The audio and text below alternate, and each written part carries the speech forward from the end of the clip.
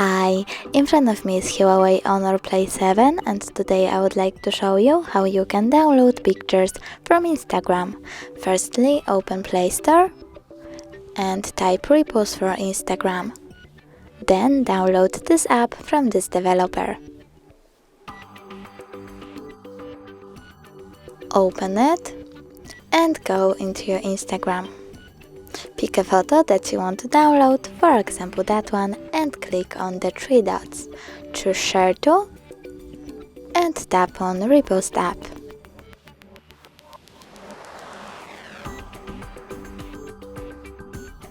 Now go back to it.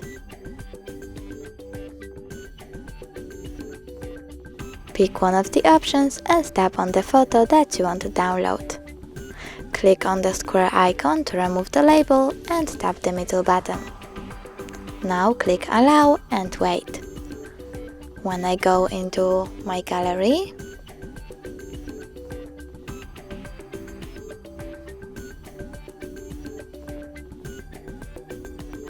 I can see that my photo was successfully downloaded. Thanks so much for watching. If you enjoyed this video, don't forget to leave a like, comment and subscribe. Bye!